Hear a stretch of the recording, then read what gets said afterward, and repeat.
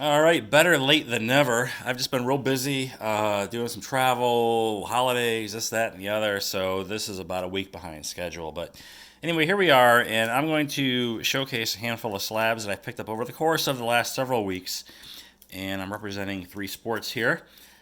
First up, I grabbed this 2010 Topps Tom Brady Gold just because I really like this card.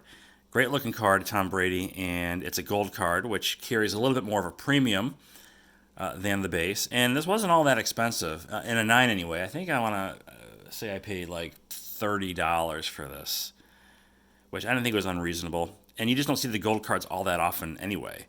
And I collect Tom Brady a little bit on the side, so I was glad to get that one. Pretty inexpensive. These next two cards I picked up just because I like the way they look. They're Aaron Judge, both of them, and they're from 2017 Topps Transcendent Collection, Topps History. So there's this one from, it's the 1991 Topps design. And these are numbered to 50, no, they're numbered to 87. So they're not all that common. And I guess there's a card of him for every year of Topps. So you can get these, I think, with an 86 design, an 87 design, and there's just so many of them.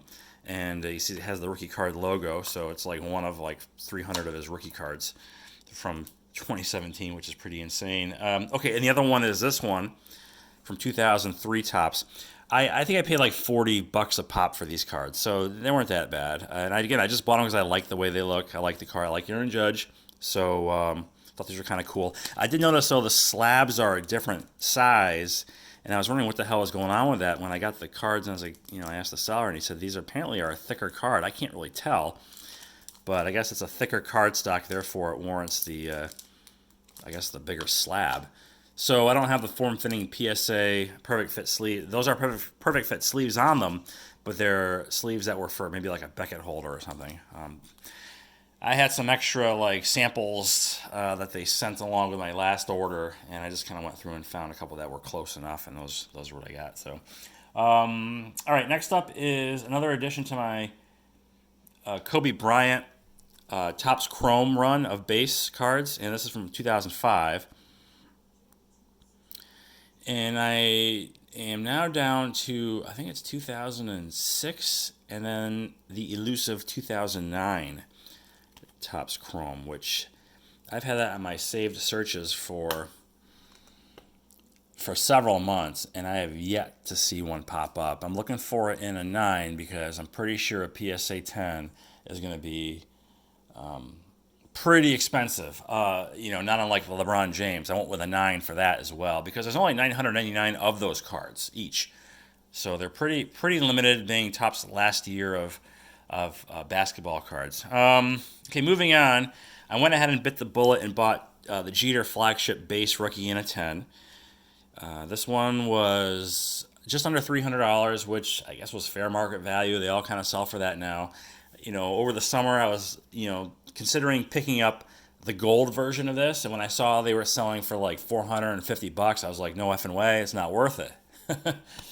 Yeah, well now they sell for double that. So anyway, I have to settle for the base, which is fine. Again, I wanted the Topps flagship rookie of Jeter, and I'm not sure if the pricing has already been built in to the pending Hall of Fame induction, or just what kind of bump his cards will see when that all becomes official. I guess we'll know in the next month or so. All right, so these last two, I'm kind of on an 80s thing, and it kind of started with the Sandberg that I got back from PSA a couple months ago.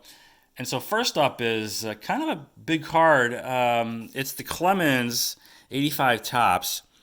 Tough to get any of these 80s cards in 10s because just the cardboard they used is very conducive to bends, nicks, this, that, and the other. In fact, I think up until 1990, all the cardboard was the same style, and then when 91 rolled around, they went to some sort of higher quality cardstock. But anyway, picked this one up, and this was a 4-sharp corners purchase. And anytime I see something on eBay from 4-sharp that I want, I go right to the website because you're going to save some money.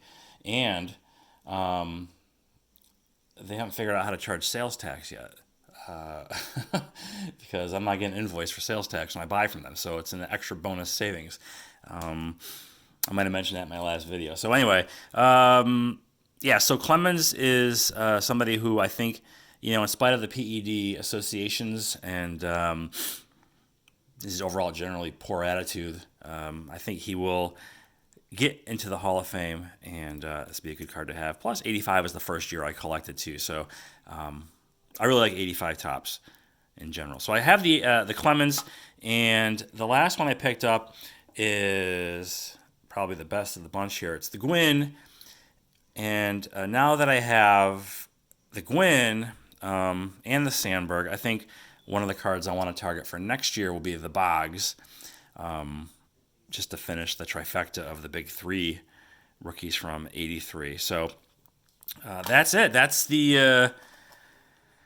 it for this year's, I guess, post 1980 graded card pickups, all sports. And as I mentioned in my recent YouTube post, I have one more video left in me.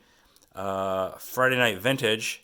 For next week on Friday, it's going to highlight or showcase just one card that I just picked up. It's a big one, and therefore it justifies its own video all to itself. And yeah, that'll be next week on Friday. So until then, thanks for watching, and I'll be back soon.